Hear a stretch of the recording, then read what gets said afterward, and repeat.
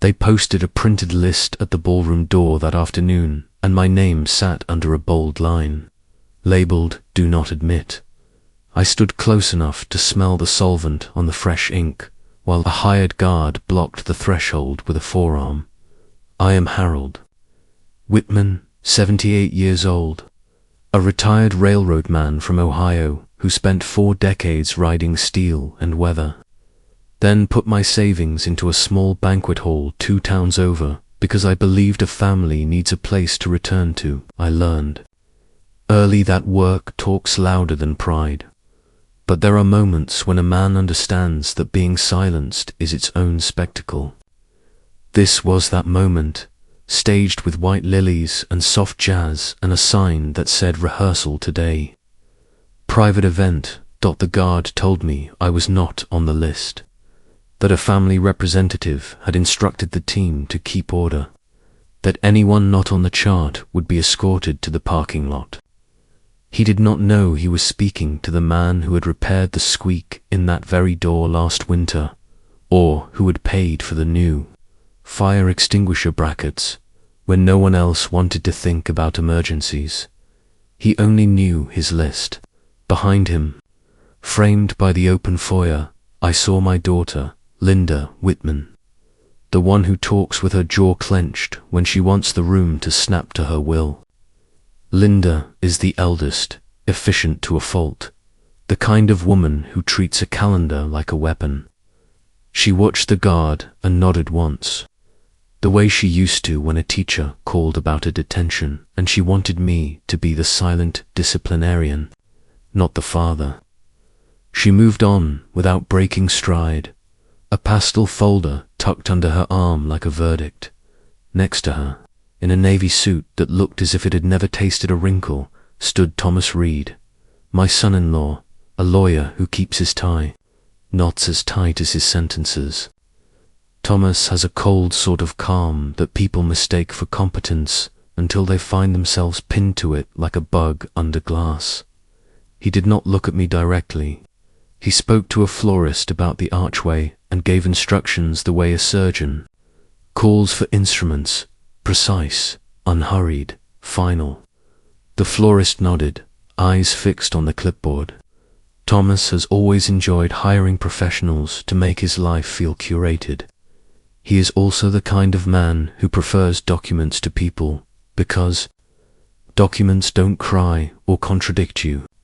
They only need signatures at the far end of the foyer, on the stairs.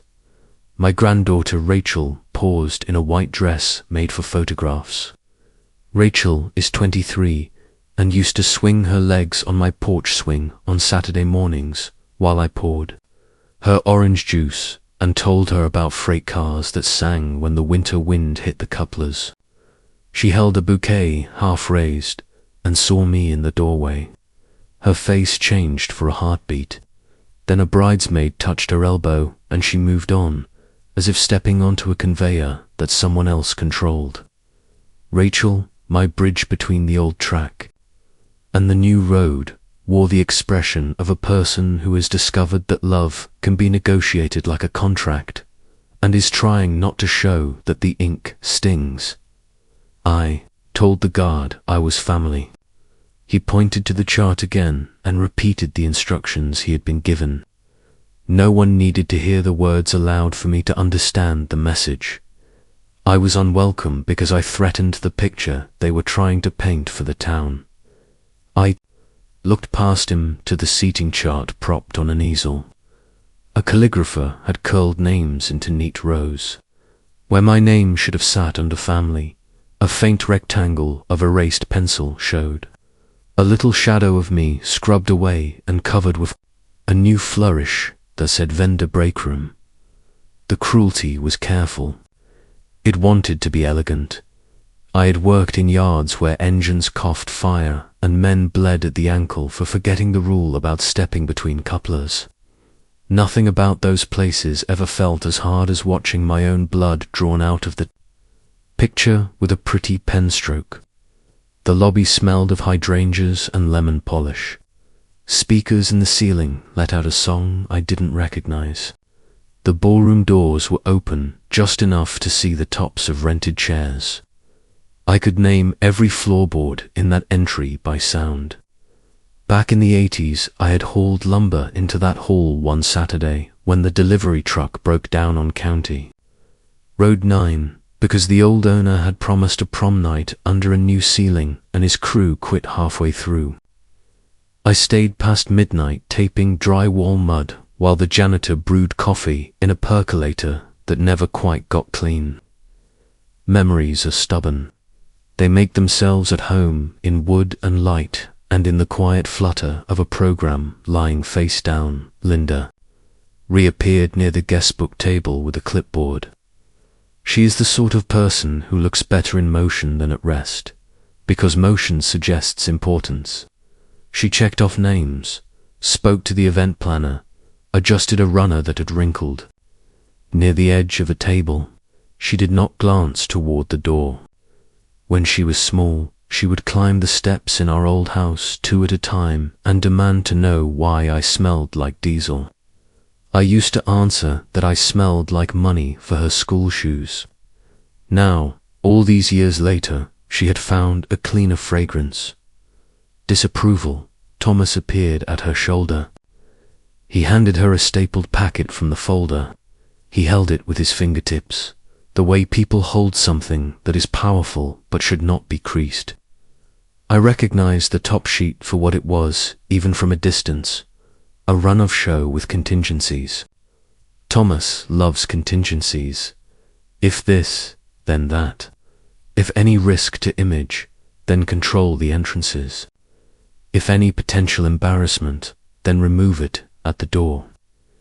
He had done this 100 times for clients who paid him to make other people's messes vanish.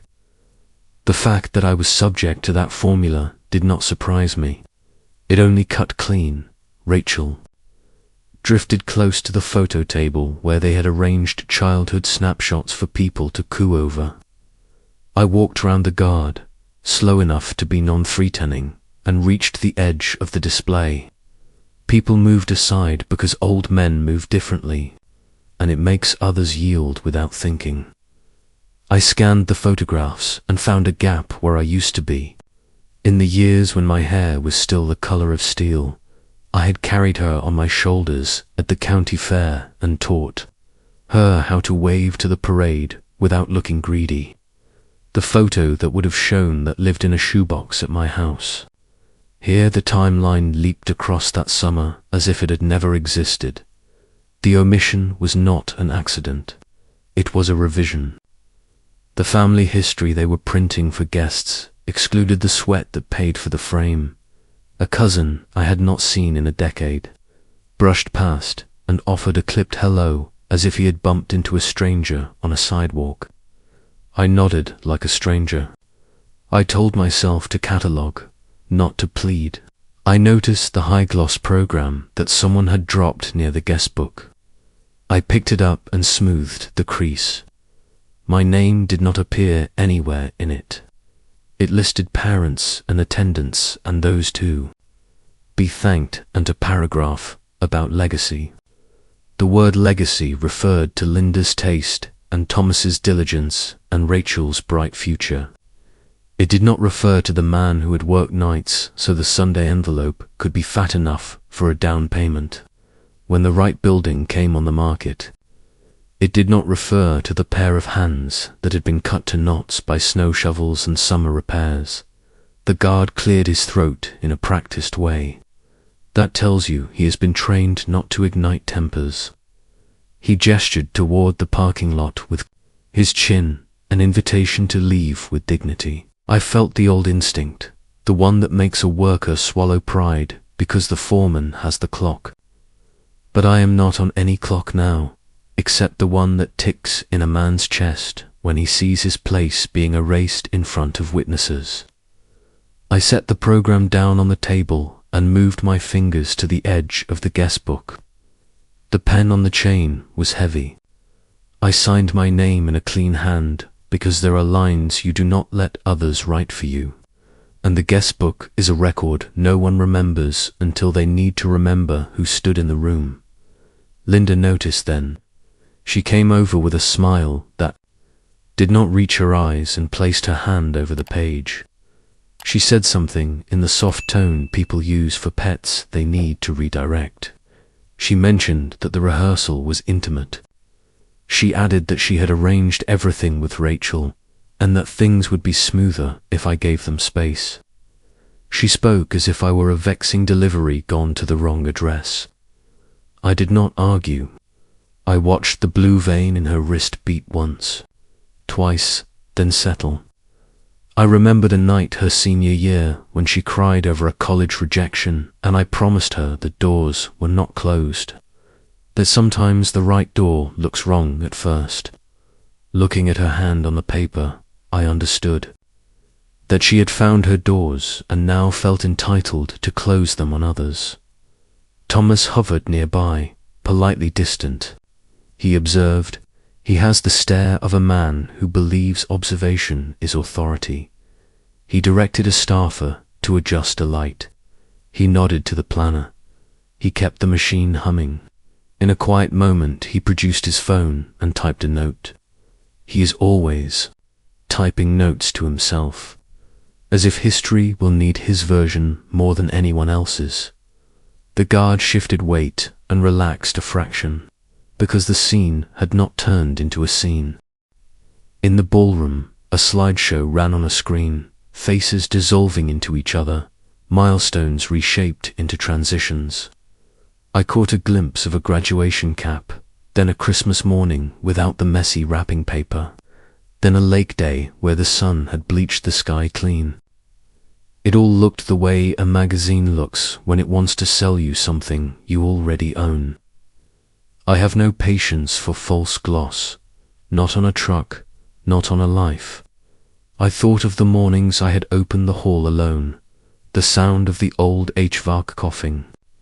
Awake, the way the first light through the west windows hit the dance floor and made dust look like confetti. That is a kind of beauty a slideshow will never show. I found my place card in the trash under the table. Face down, a diagonal crease across my last name, as if someone had tried to fold it smaller than it was. I flattened it against my knee and slid it into my wallet behind the worn card that still identifies me as a veteran at the clinic. This was not a gesture for anyone else to see. It was for me, a receipt for the transaction taking place without a cashier in sight. Some acts do not need an audience to matter. I should have gone home then. I should have done the simple thing a retired man does when the town reminds him that the party is for others. But the building held me. The ribbed molding near the foyer had a scuff I recognized from years back when a delivery ramp slipped. The chandelier closest to the door hung a fraction lower because one chain link was not original. I had fixed that once and promised myself I'd find the proper link. Promises made to a building are still promises. I stood and kept one, in my head, if not yet with my hands. Someone laughed in a register that used to be mine when I was younger and had not yet learned that laughter can be used like a blade. Another person asked a question I could not hear, and someone answered, and the music shifted to a song Rachel once loved when she rode with me in the truck to the farmer's market.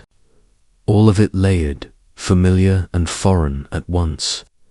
I felt none of the heat of anger that people expect. Anger is a flame. Mine was closer to winter, a cold that instructs. I took in the angle of Linda's shoulders as she directed a caterer, the neatness of Thomas's stack of papers, the way Rachel kept her face forward. I did what I have always done when a train stalls on the track. I noted every lever within reach. A little boy in a tiny suit darted by, the child of a cousin I barely know, and stopped to look at me the way children look at statues in parks. He asked if I was part of the staff, and his mother hushed him, but she looked relieved when I nodded. Staff is safer than grandfather when politics pour into a room. I did not mind. Workers see more than guests. Workers know which doors stick and which locks fail in a pinch. Workers also know the value of a rule posted on a door and the uses of a rule no one writes down.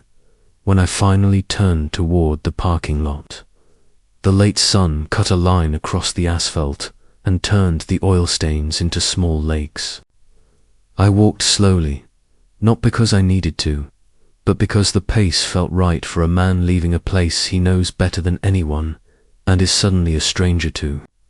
A woman from church passed me and offered a sympathetic smile, the kind that says she has already heard a version of this story from the wrong teller. I considered going to the diner, ordering coffee strong enough to etch the spoon, counting boxcars out the window the way I used to count them on the job. Instead, I opened my truck and sat without starting the engine. The radio offered a baseball game. I turned it off. Silence is more honest than a score when the inning you are in is not on any schedule. On the passenger seat sat an envelope I had brought with me without meaning to make a scene. Inside was a photograph of the hall from the year I signed the first papers, a shaky picture my late wife took while I stood in the doorway with a paint-splattered cap. I had intended to give it to Rachel as a small reminder of where celebrations come from, the unglamorous end of joy. I slid the envelope back into the glove compartment. There is a time to hand a thing over and a time to keep it until someone is ready to learn what it costs. Before I left, I looked back once more. Linda and Thomas had stepped onto the front steps with the planner to rehearse the timing of the send-off. They practiced where to stand so the photographs would catch the best angle. They were good at arranging a delivery van reversed to the side door with a box labeled seating cards. Through the propped door, I saw a stack of folders on a side table, and on top of one, in Sharpie, someone had written revisions. It was not just my name they were editing. It was the record. That word stiffened something in me that age had not softened. I know what records are for. I know who changes them and why. I drove home on County Road 9, past the field where the scarecrow leans sideways like a tired sentry, and the feed store that still sells coffee for $1 and calls it gourmet because no one there will buy anything labeled otherwise. At the light by the high school, a group of teenagers crossed in dresses and jackets, mouths open in laughter, the future strapped to their backs like invisible knapsacks. I thought of Rachel's face on the stairs, the flicker. There, I have never believed in fate. I believe in track switches, small pieces of steel that turn a massive line of cars. I had just watched hands I raised reach for a switch I did not approve. The line of cars would go where it would go, unless another hand set it right. At home. I set my wallet on the counter and took out the rescued place card. The crease stared up at me like a healed scar that still knows when a storm is coming. I placed it under the refrigerator magnet shaped like a buckeye and let it hold there, not as a shrine, but as a note to myself. I boiled water for tea because coffee keeps me up now in ways that make the morning meaner than it has to be. I did not pace or curse. I have learned that noise wastes energy. I looked at the kitchen clock that once ticked through homework nights and winter storms and summer baseball scores. The room had the quiet of a train yard on Sunday. Only gulls and the far hum of the highway for company. By the time the tea kettle sighed, my phone buzzed once with a notification from a number I did not save. I set it face down. The time for messages would come. There is a rule in every yard. Do not run after a rolling car. Meet it where the grade slows. Let it come to you, and when it does, make sure the coupler is clean and the pin is ready. I rinsed my cup, turned off the light, and sat by the window where the evening reaches in like an old friend who still knocks before entering. The day had shown me something clear. No one needs to tell a man his worth if he knows how to read a ledger. Mine was not in their program. It was in the beams and the screws and the signatures that built a room where people forget who built it. They thought they had taken the room from me by removing my place in it. They did not understand that a man who knows the foundation does not fear the decorations. I decided then that I would not argue with a guard or an organizer or a daughter who likes the clean line of a guest list more than the messy truth of a father. I would return to the place where decisions are made, not on easels and not on programs, but in offices and in archives and in the quiet drawers where originals sleep. A rehearsal is only a practice for the moment that counts. I have never been late for the main event. The morning after the rehearsal hall incident, I found an envelope wedged under my storm door. No return address, no stamp, just slid thereby. A hand that wanted distance. The paper inside was thin but official, the kind that crinkles when you unfold it. I knew the look of county seals.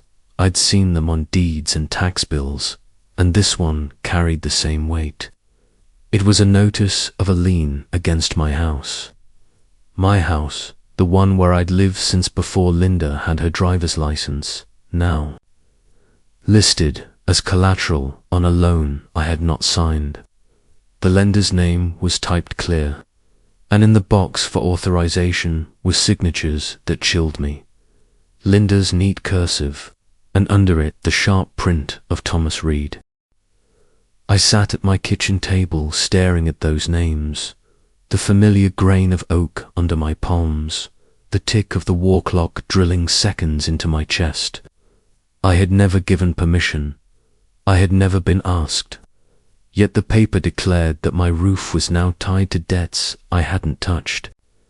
I could see the shape of the plan, shuffle my property into their column, then push me toward assisted living under the guise of concern.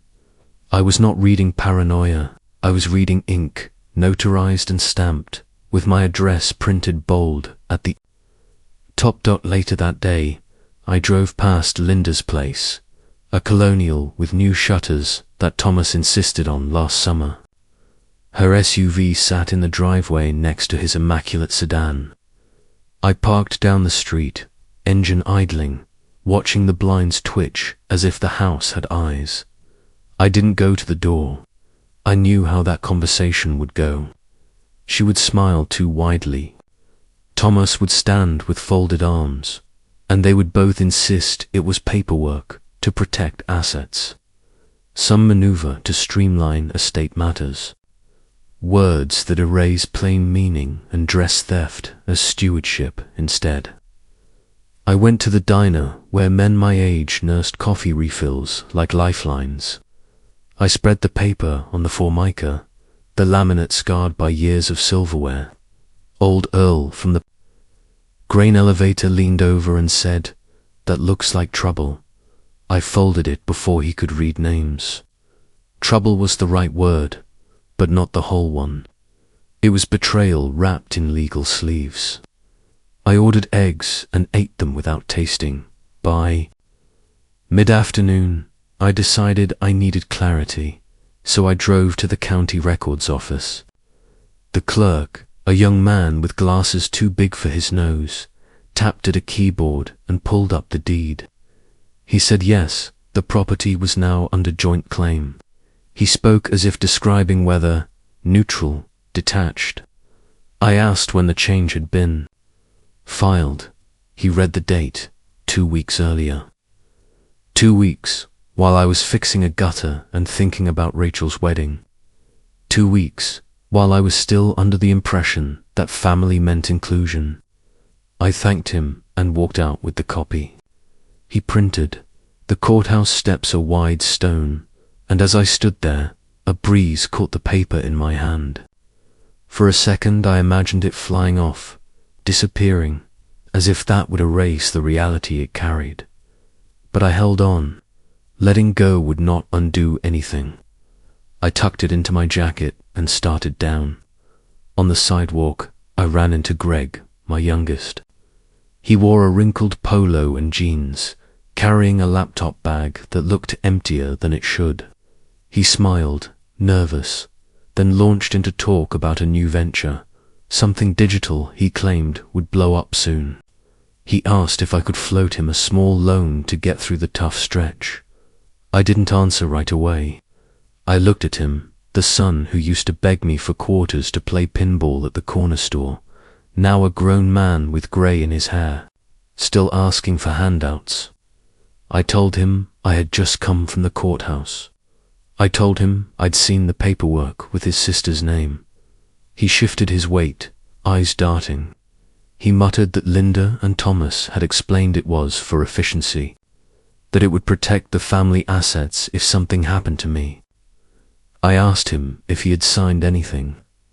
He said no, too quickly, and I knew the truth sat behind his teeth. We stood there on the square, people passing with grocery bags and strollers, and I felt the distance between us grow like a crack in pavement. After winter frost, he tapped his bag, said he had a meeting, and left with a hurried promise to catch up later.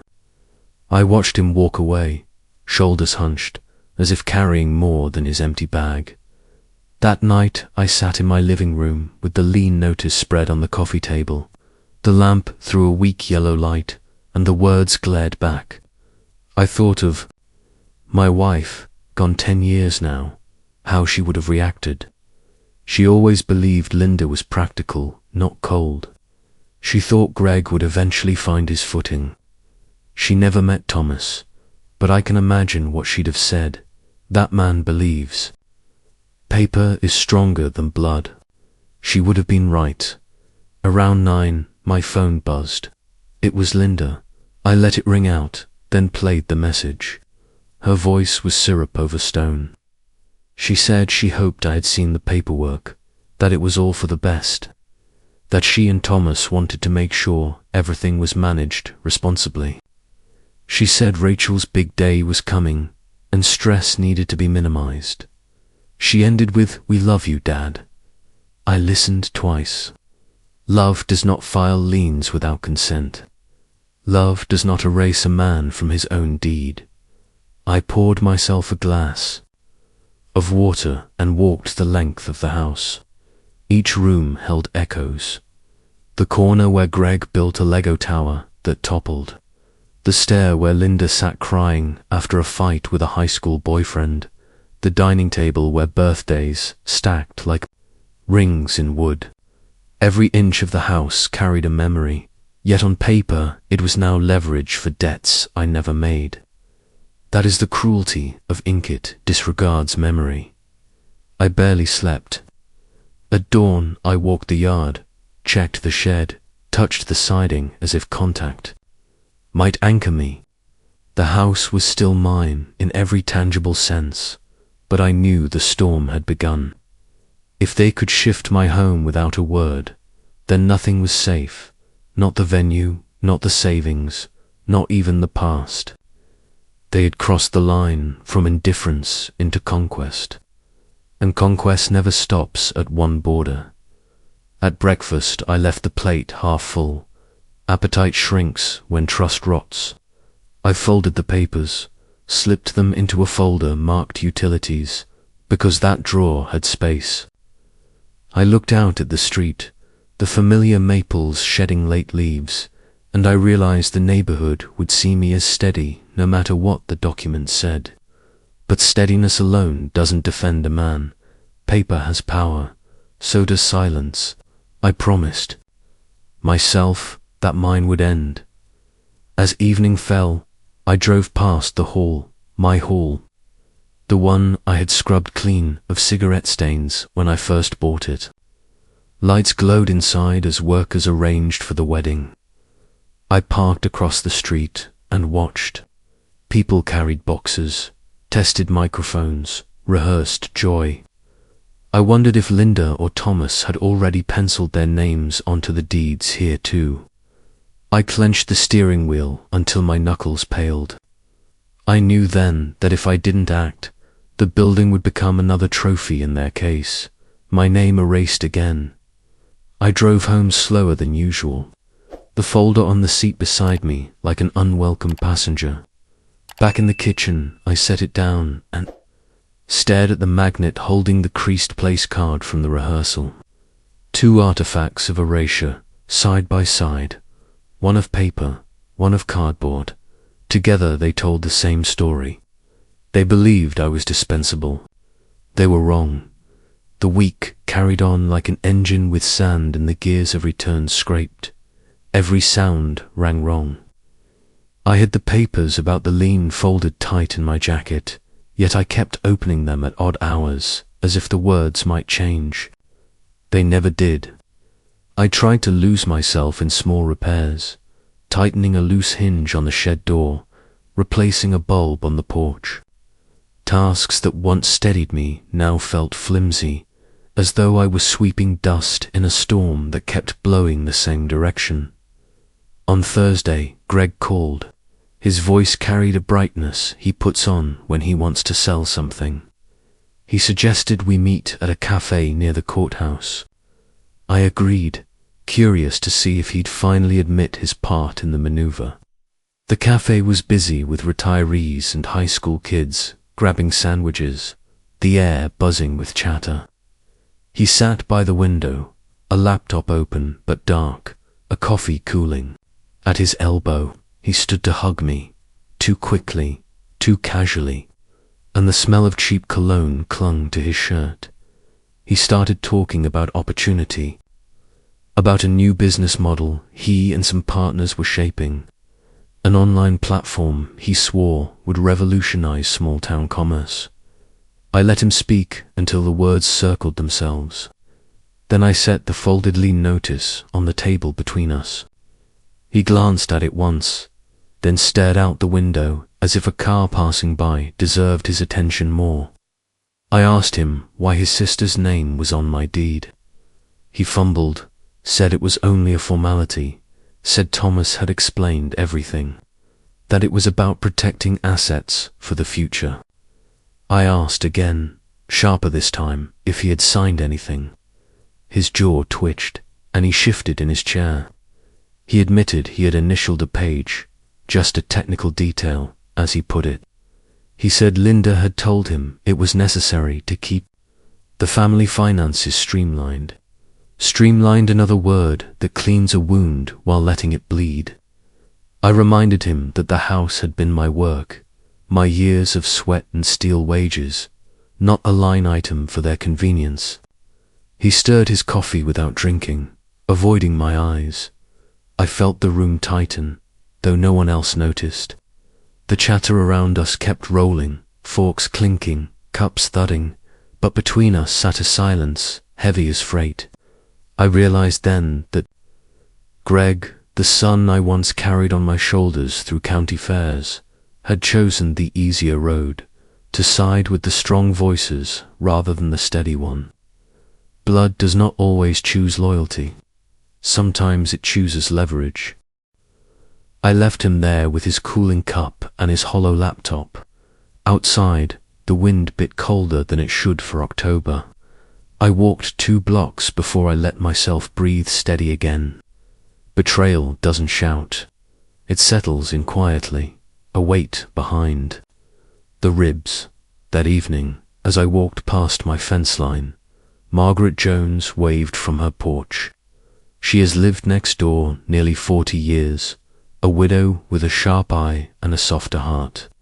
She asked if I wanted company for a cup of tea. I hesitated, then nodded. Her kitchen smelled of cinnamon and old wood, the kind of smell that steadies you. She poured tea into mismatched mugs and waited. She's always been good at waiting. I told her about the papers, about Linda's hand on the deed, about Greg's easy admission.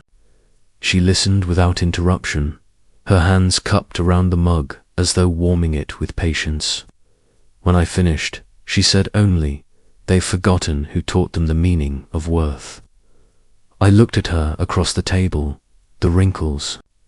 At the corners of her eyes, etched by years of watching this town shift and settle, she added, "People chase convenience. They forget sacrifice. But records don't lie, Harold. And you've kept records." Her words landed heavier than the tea. Records, yes, I had files, copies, receipts, tucked away in boxes in my basement.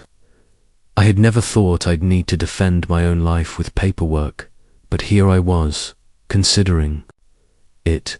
Margaret reminded me that memory fades, but ink endures. She leaned forward then, softer, and said, "Don't let them write you out. Not after all you built." When I stepped back outside, the air was sharp, stars pinning themselves above. The street. Her porch light followed me a few steps, then faded. I knew she was right. If Linda and Thomas wanted to control the story, they would use paper and power. If Greg wanted his cut, he would play along. And if Rachel stayed silent, it was because she was trapped in the web they spun. That left me alone with my own evidence, my own will. But alone doesn't mean powerless. I spent that night in the basement, pulling boxes from shelves, dust rising in clouds. I opened file after file, finding the yellowed receipts from repairs, the original bill of sale for the hall, the contract signed by the previous owner when I bought it outright. My late wife's careful handwriting noted dates and totals. She had always insisted on order. Her hand across those pages reminded me of the strength we once shared. The hours she balanced ledgers while I hammered and patched. Together we had built more than a house. We had built a foundation that should not be stolen. Near midnight, I found an old ledger where I had written not just expenses, but hours worked. Each day's labor accounted for. I ran my finger over the numbers, each line a testament. Those hours had value, even if my children no longer saw it. The building was more than a venue. It was my proof, my record, my defense. I closed the box and carried it upstairs. I set it on the kitchen table where the lean papers still lay. Side by side, they told two versions of my life, one erasing me, the other affirming me. I stared at them until dawn crept through the curtains. The fight was no longer just about a wedding or a deed. It was about memory, about whether years of sacrifice could be rubbed out by signatures crafted in comfort. As the sun rose, I made myself a promise. They could maneuver with pens and contracts, but I had my own arsenal, forged in years of work. And in the patience of someone who had ridden long trains through longer nights, they thought they had shifted the ground beneath me. They forgot that I know every rail in this yard. And I intended to show them what happens when you try to move a man who knows the weight of foundations. I had begun to study them the way a switchman studies signals, small flashes of light, gestures that seem ordinary but carry the weight of an entire train's direction. The closer the wedding drew, the clearer it became that the celebration was not built for union but for erasure. The hall buzzed with deliveries, florists rushing in and out, musicians checking chords, and every time I walked near the place, I could sense my absence being carefully rehearsed. One afternoon, I parked 2 streets away and slipped in through the side lot. Workers wheeled carts stacked with linens. Nobody looked twice at an old man carrying a toolbox, so I moved unnoticed into the shadows of the reception area. The smell of fresh paint mixed with the wax of polished floors on a lectern.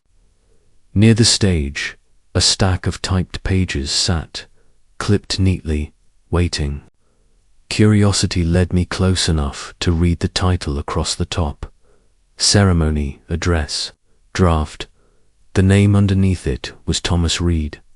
I flipped the first page. My eyes fell on lines that made my stomach clench harder than any steel coupling ever had. He had written a history, a story to be read aloud before family and guests.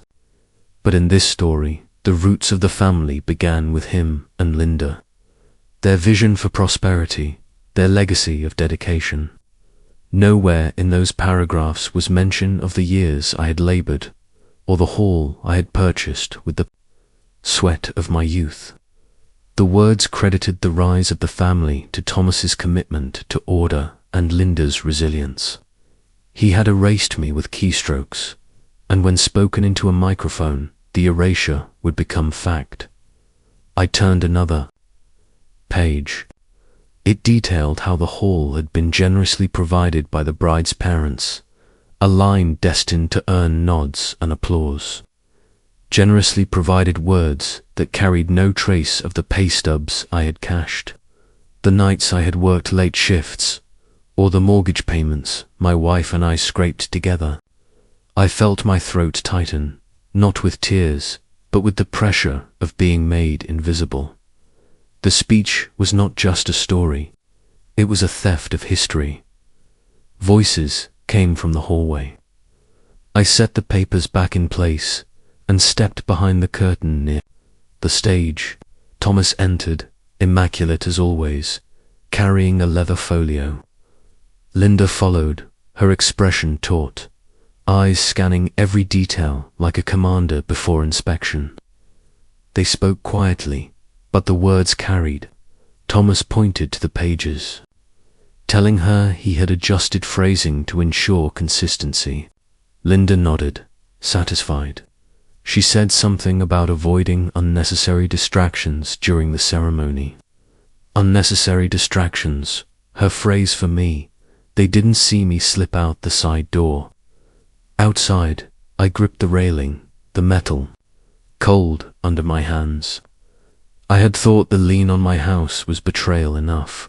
Now I saw the deeper cut. They wanted to strike me not only from ownership, but from memory. In a room full of witnesses, they would retell our family's past without me in it. And once spoken, people would carry that version home, repeat it over dinners, recall it at reunions. Stories shape truth more powerfully than any document. That night, I couldn't sit still.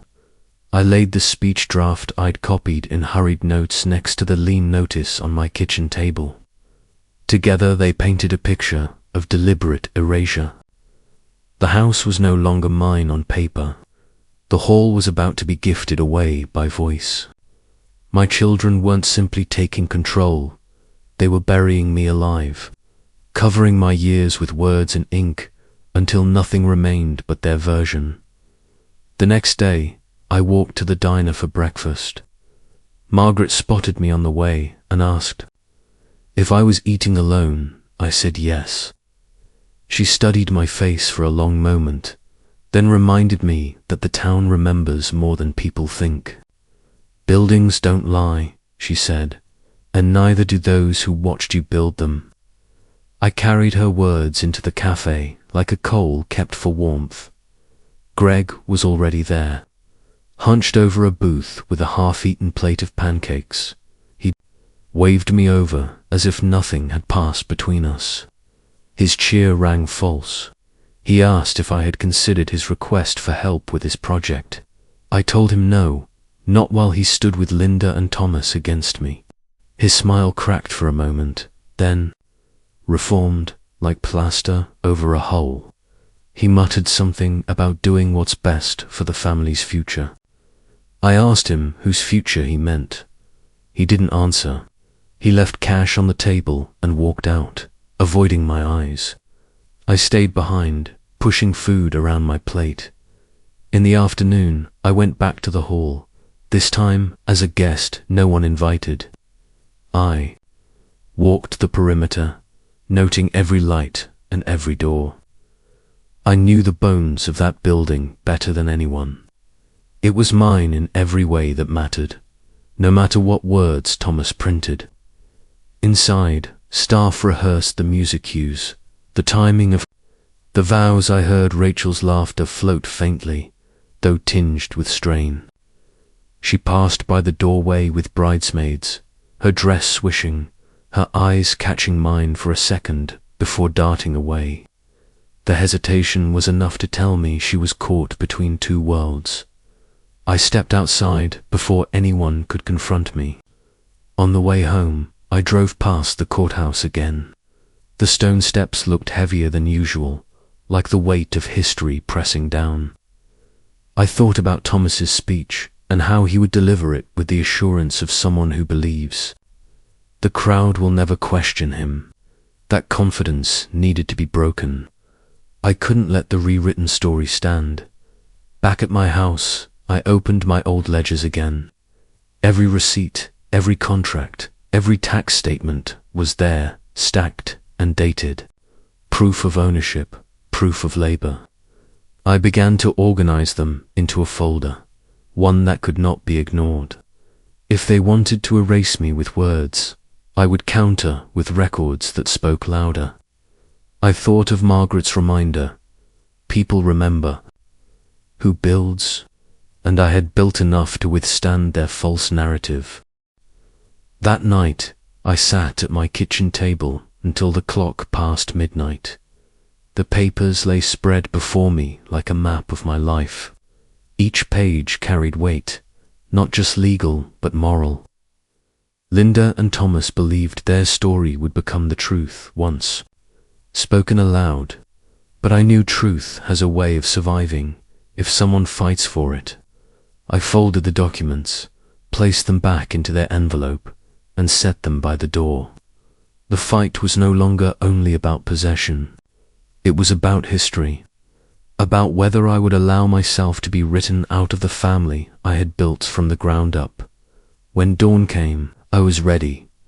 I knew the papers Linda and Thomas had filed were strong enough to unsettle me, but not strong enough to bury the truth.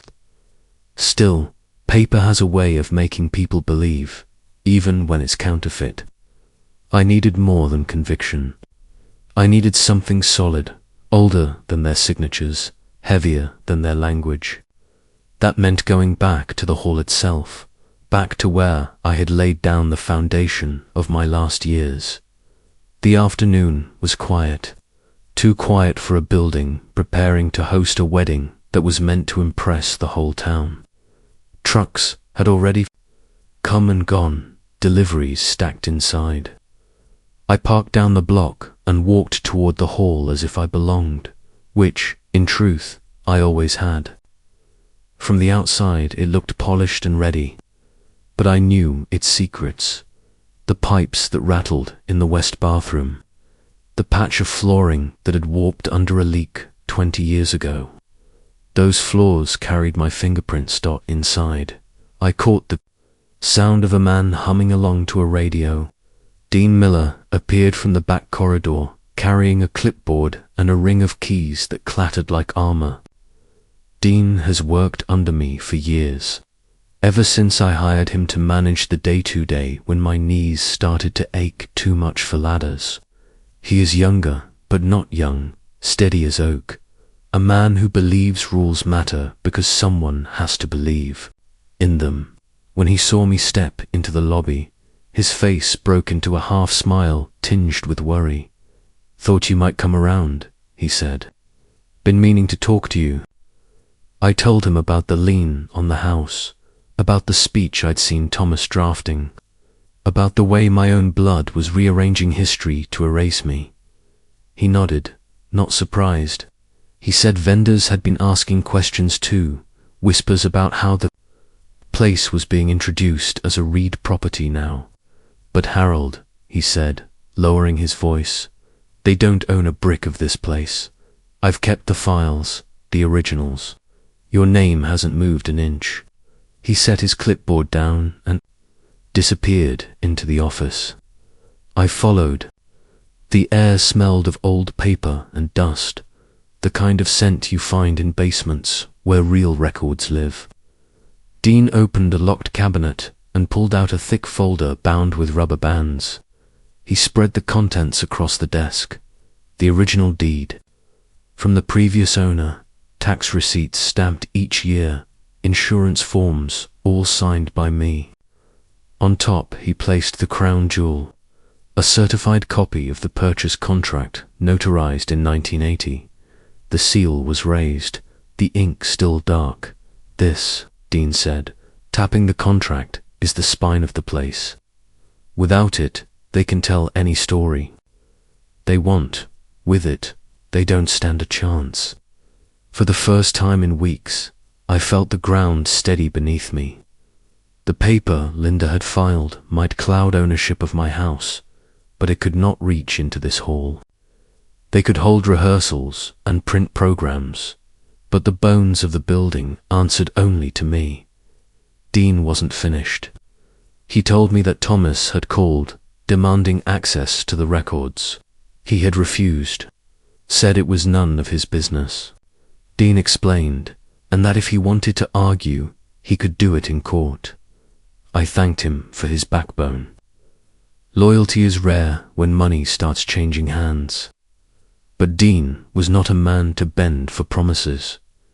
We spent hours going through every page, organizing them in chronological order, marking the ones that mattered most. Each receipt was a brick. Each tax statement was a nail. Together they built the truth. By the time we finished, I had a stack thick enough to choke any lawyer's speech.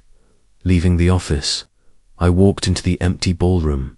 The floor gleamed, polished for the weekend. Chairs lined the walls, waiting to be arranged. I stood in the center of the space and listened to the silence. I remembered the first wedding we ever hosted here, a small affair for a local couple who couldn't afford much. My wife had baked extra pies, and I had waived the cleaning fee because they looked at me with eyes that still believed in beginnings. That night, laughter had filled the room so loud it rattled the chandeliers. That memory belonged to me, not to Thomas's pages. Dean joined me in the hall, hands in his pockets. "You've still got time," he said. "They think they're writing the script, but you've got the proof. The question is, when do you want to use it?" I didn't answer right away. Timing is everything. A truth spoken too soon gets drowned out. A truth revealed at the right moment shatters illusions. I walked the perimeter, trailing my hand along. The wall where I once hammered nails with my son, long before he learned the easier art of signing papers against me. I knew then that the fight would not be in back rooms or offices. It would be in front of the whole town, when their version of history was about to be sealed in applause. That was when the real record would need to surface. Before I left, Dean handed me copies of the essential documents, neatly folded in a sealed envelope. He told me he would guard the originals until the day I needed them. We shook hands, and in his grip I felt the kind of certainty I hadn't felt in months. Not hope-proof. I drove home with the envelope on the passenger seat, the weight of it heavier than steel. At a stoplight, I glanced at it and thought of the future they wanted to build without me. Let them prepare their speeches. Let them polish their image. Paper can lie, but not all paper. Some carries the truth like iron. That night, I set the envelope beside the lien notice and the copied speech. One pile of deceit, one pile of theft, and one pile of truth. I stared at them until the clock ticked past midnight. Then I slid the envelope into my jacket pocket. From now on, it would stay close. I knew what I carried. I carried the foundation, and when the time came, I would drop it like a hammer in the middle of their stage. The hall looked different, with flowers in every corner and candles, already staged along the windowsills, though the wedding was still a day away. I walked through the side corridor, unnoticed in the shuffle of caterers and decorators. The weight of the envelope with Dean's documents pressed against my chest from inside my jacket. That weight was the only thing keeping me steady as I moved deeper into the space that should have been mine in every way that mattered. Near the back stairwell, I heard a soft voice call my name. I turned and saw Rachel standing half hidden in her rehearsal dress, her hands clutched around a bouquet she wasn't supposed to be holding yet. She looked both fragile and hardened, the way a young woman looks when she is asked to carry burdens too heavy for her shoulders. She stepped closer, eyes flicking nervously down the hall as if someone might be watching. She whispered that she needed to speak quickly. I told her to go on. Her words tumbled out like water breaking through a dam. She admitted that she had signed the documents Thomas had prepared, the ones that shifted the hall and my house into their control. Her voice cracked when she said, Linda had told her it was for stability, that the wedding would not be financially secure unless she signed. She confessed she had believed them, believed that they were only protecting the family's future. But when she saw my name missing from the program, when she saw me standing in the doorway barred from entering, she realized too late what she had done. My chest tightened, but I stayed silent long enough for her to keep talking. She said she had asked questions and been told not to worry, that her role was to smile, to play the dutiful daughter, to let the adults handle the details. But she wasn't blind, and she knew the papers she'd signed carried weight. She said she was sorry, the word breaking into pieces as it left her lips. I asked her why she had gone along. She lowered her head and told me she had been promised stability help with student debt, help with a down payment for her first home with her new husband, promises of a smooth future that she thought justified a single signature. She said she had trusted her mother's voice more than her own instinct, and that mistake now burned in her chest. Then she reached into her purse and pulled out a folded sheet. It was a photocopy of one of the contracts, the one Thomas had presented as evidence of control. She had taken it without telling them. I kept this, she said, because something in me didn't feel right. I don't know if it helps, but I couldn't just give them everything. The sight of that sheet nearly buckled me. Not because it was the original Dean already had that locked away, but because it meant she hadn't completely given herself over. Somewhere inside her, she still knew the line between right and wrong, even if she had crossed it once. I placed my hand on the paper, steady, firm. I told her that the damage was done, but redemption comes from what you do after you realize it. She wiped her eyes, nodded, then glanced again toward the hall. Voices echoed down the corridor, Linda's sharp tone, Thomas's measured baritone. Rachel stiffened and said she had to go. Before she left, she whispered, "They won't stop until everyone believes their story. Don't let them erase you."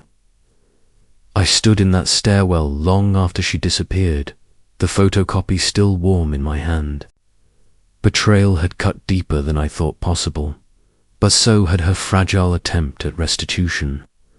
The wound and the bandage had arrived together, and neither erased the other. Later that evening, I walked to the church, where Pastor Allen was arranging hymnals ahead of Sunday service.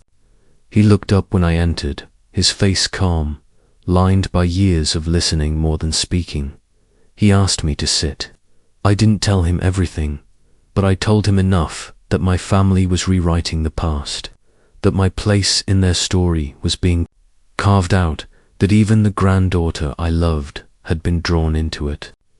He listened, his hands folded over the hymnal.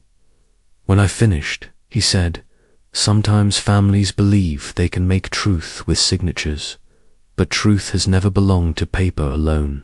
It belongs to actions, to sacrifice, to the memory of those who watched. You can't erase that, not in this town, not in front of God." His voice was steady, not dramatic, but it cut through me sharper than anger ever could. I walked out of the church into the night air. the bells above the steeple striking the hour. Rachel's photocopy was still folded in my pocket, pressed against the envelope Dean had given me. 2 pieces of paper, one born of deceit, the other of proof. Together they told me what I needed to know. The stage was almost set. They believed.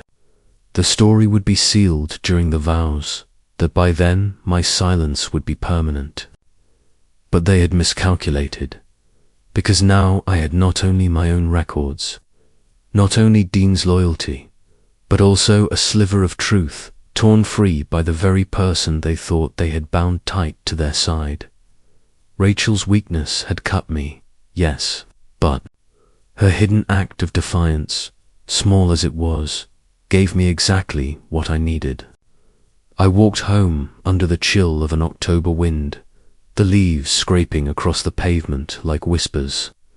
For the first time since this ordeal began, I felt not just betrayed, not just angry, but prepared. The morning of the wedding broke colder than I expected for late October. I rose before the sun, dressed in the same dark suit I had worn to a dozen funerals, and stood at my kitchen window watching frost settle along the grass. My hands shook not from age, but from the anticipation of what was to come. I had lived nearly 8 decades in this town, and yet I had never felt the air so heavy with reckoning. By noon, the church bells carried over the streets, calling neighbors to the ceremony. Cars lined the narrow roads around the hall I had bought decades earlier.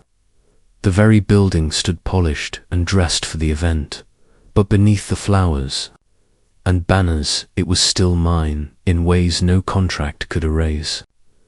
I walked there slowly, letting the crowd stream past me without acknowledgement. People nodded, some offered cautious smiles, though most avoided my eyes, having heard enough gossip to pick sides long before today. Inside, the atmosphere glowed with stained glass and organ music. Guests filled the pews, whispering in low tones about the absence of my name from the printed program. At the front, Thomas stood tall beside the altar, his tie sharp, his expression fixed in the smug calm of a man convinced of victory. Linda sat a few feet away, chin high, her hand clutching Rachel's as if the grip itself could anchor her daughter's loyalty. Greg hovered behind them, nervous in his ill-fitting suit, his eyes darting as though searching for approval. When the ceremony began, the pastor spoke of vows, commitment, and the sanctity of family. I sat near the back, unseen but not unnoticed. Every word about loyalty pressed against me like salt on a wound. When the time came for speeches, Thomas stepped forward with practiced grace. He unfolded a sheet of paper from his inside pocket and addressed the congregation not only as father of the bride, but, in his words, as the one who had worked tirelessly to safeguard the family's legacy. My stomach turned as he began reading. He spoke of heritage, of stability for the generations ahead, and finally of difficult decisions made for the good of all. Then, with a lawyer's precision, he revealed what he called the formalization of ownership. He held up document scappies of the very papers that bore forged signatures, including Rachel's.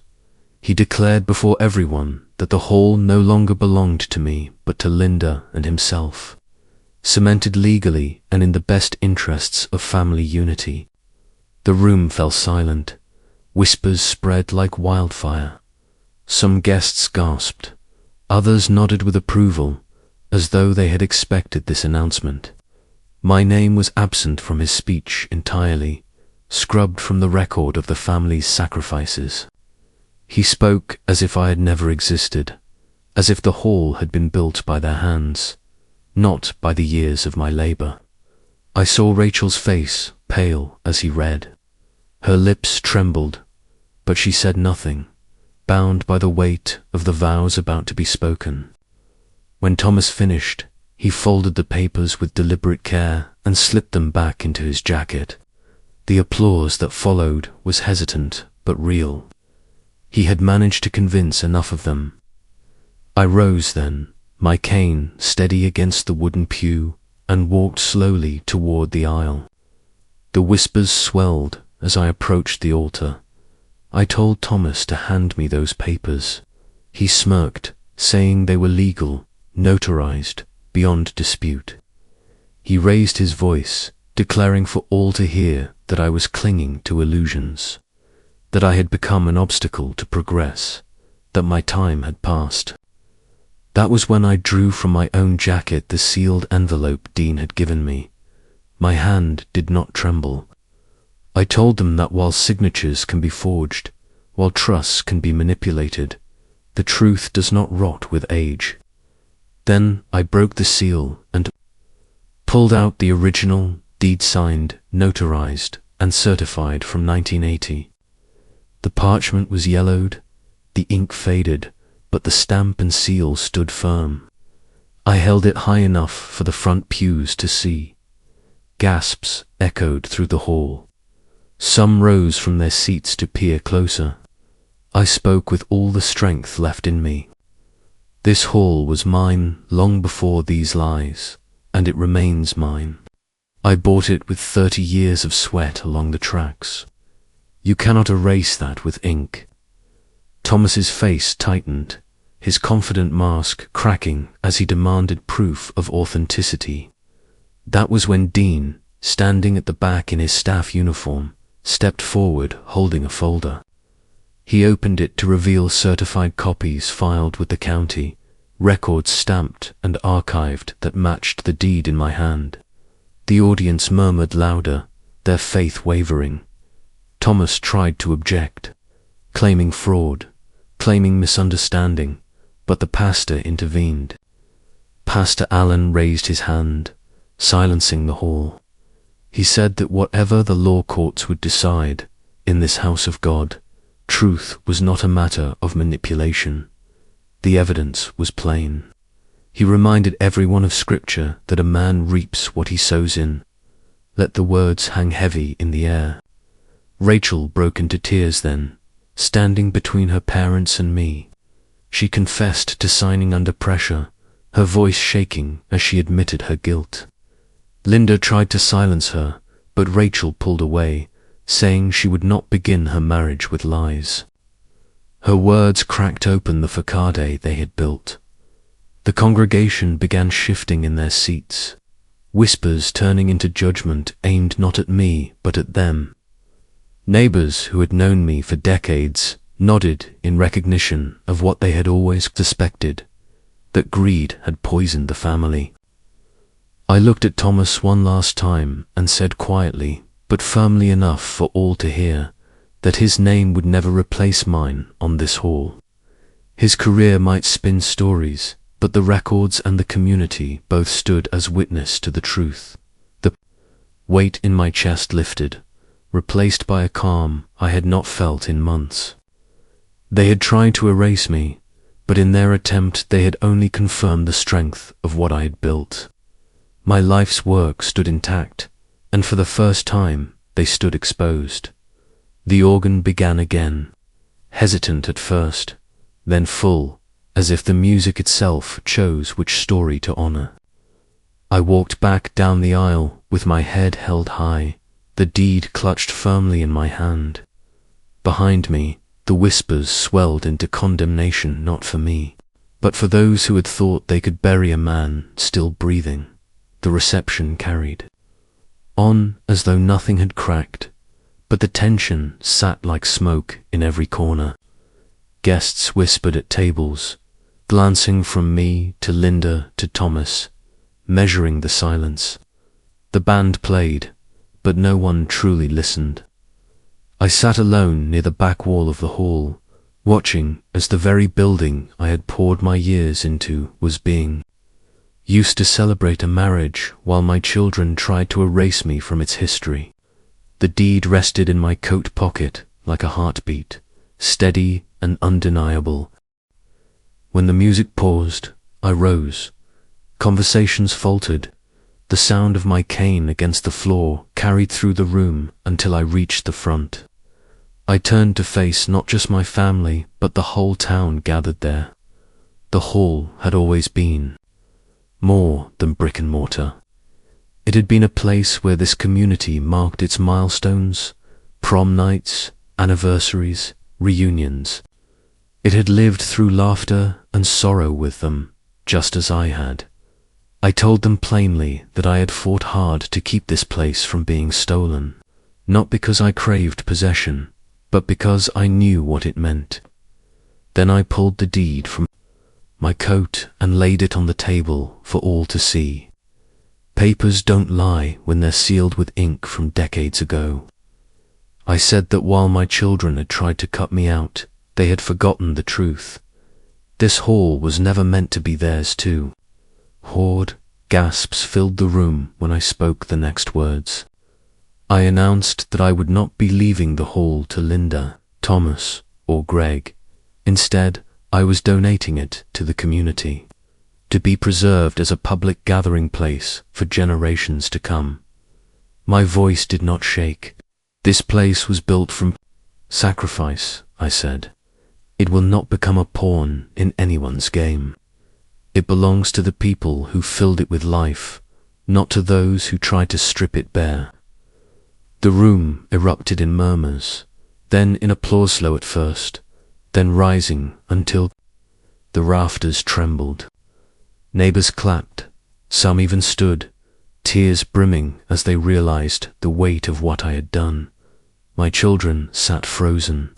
Linda's jaw clenched so tightly I thought she might break her teeth. Greg's face fell, the greedy hope drained from him in an instant. Thomas stared at me, his practiced calm finally cracking, the lawyer with no case left to argue. Rachel approached me then, her wedding dress glowing under the lights, her eyes red but clear. She whispered that she never wanted it to come to this, that she had signed what they asked because she was cornered. I told her the truth that I knew, that her signature on their false papers was not the sum of who she was. You still have a choice, I said softly. Start your marriage without their chains. She nodded through her tears. The guests, now emboldened, began to speak openly.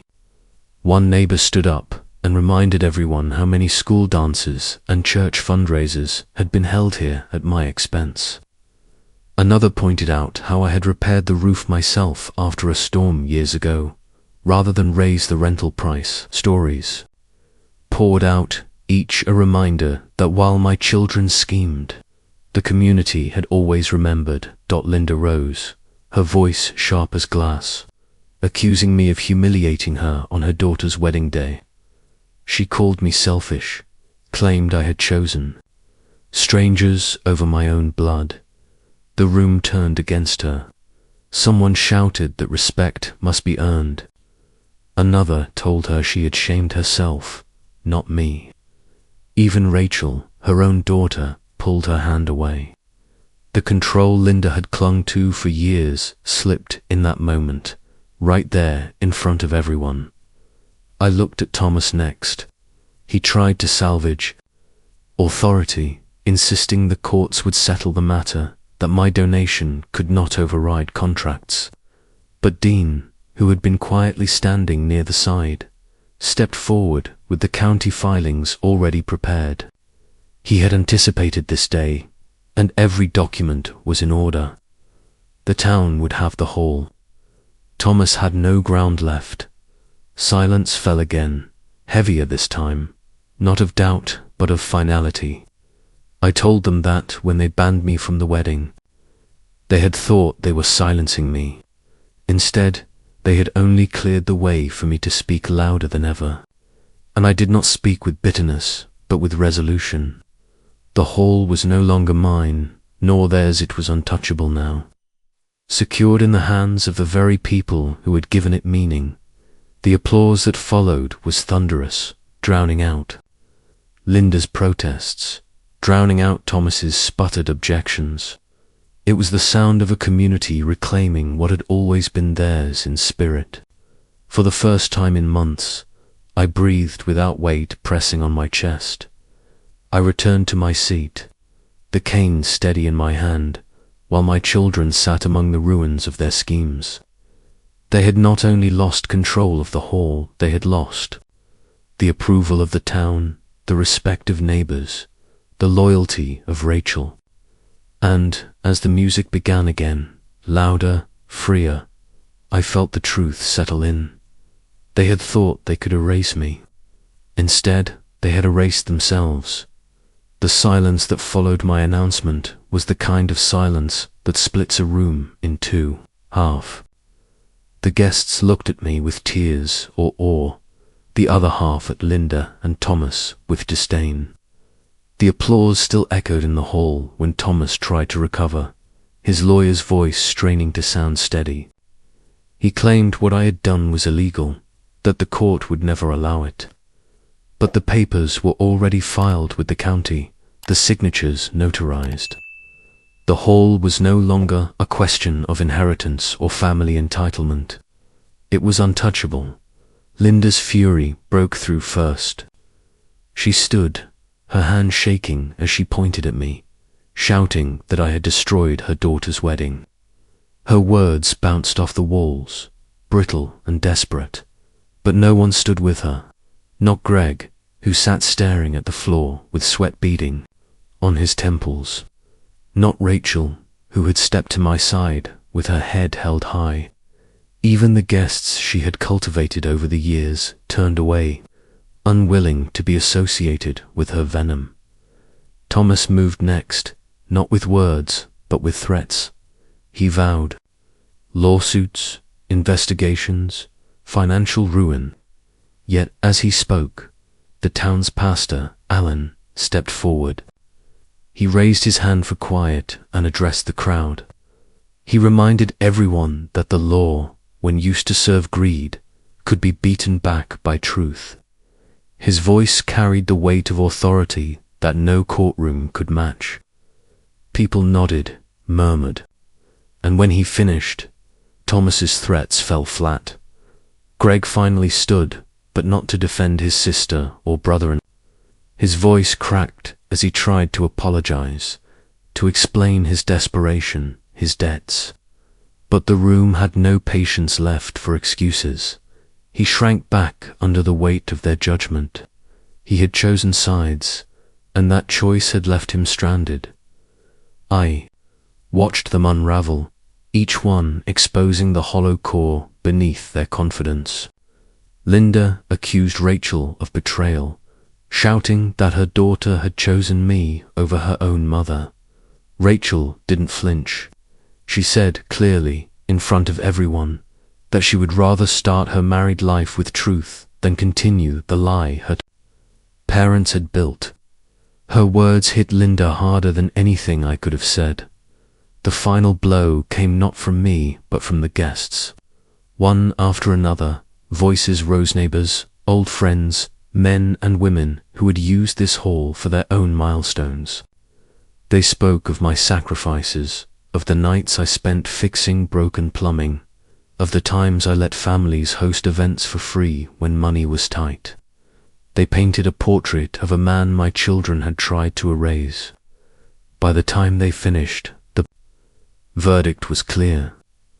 Thomas's reputation as a sharp, unbreakable lawyer had collapsed in a single evening. No one in that hall would ever see him as honorable again. I leaned on my cane, steady, and looked straight at the three of them. My voice was low, but it carried. You didn't ban me from the wedding, I said. You banned yourselves from my life. The words landed heavy, not just for them, but for everyone listening. There was no anger in my tone, only truth. Thomas turned away, his shoulders slumped. Greg buried his face in his hands. Linda stood frozen, her power shattered, her control gone. The wedding continued around them, but they were no longer part of it. The community, the very people they had dismissed as irrelevant, had closed ranks against them. I sat back down, not triumphant, not gloating, but certain. The hall was safe. My legacy was no longer tied to the whims of children who had chosen greed over gratitude. It belonged to the people who valued it, and to the future that would grow from it. In the quiet that followed, after the music returned and the guests resumed their celebration, I reflected on what had unfolded. For months I had been dragged through shadows of doubt, betrayal, and humiliation. I had been treated as though I were disposable, as though my years of work and sacrifice counted for nothing. But standing there, deed in hand, I understood something with absolute clarity. Family ties mean little when they are poisoned by entitlement. Blood alone does not bind loyalty. What truly defines belonging is respect, the kind that cannot be forced, cannot be bought, cannot be inherited. My children had believed they could strip me of dignity by excluding me, by signing papers in back rooms, by rewriting the narrative of our lives. But dignity is not theirs to take. It is mine to protect. The truth I leave with anyone listening is not gentle. Age does not earn you gratitude. Sacrifice does not guarantee love. There are those, even within your own bloodline, who will use you until you are empty and then discard you. That is a reality too many avoid speaking aloud, but facing it frees you. Because once you stop expecting fairness from those unwilling to give it, you can choose differently. You can set boundaries. You can decide what legacy you leave and to whom. I learned that the greatest act of strength is not clinging to family who betray you, but releasing them, letting their absence carve space for those who do respect you. Neighbors, friends, even strangers who understand the value of what you built. So to those of you who feel cast aside, who wonder if your years meant nothing, they did mean something. Not to the ones who betrayed you perhaps, but to the world you touched. Take your story back. Define your own ending. Do not wait for their recognition. Live in a way that makes it impossible for them to erase you. And if you've walked through betrayal and come out the other side, remember this: you are not alone. I stood there tonight as proof. If my story has given you strength, stay with me for what comes next. There are more battles to share, more truths to uncover. Subscribe and walk this road with me.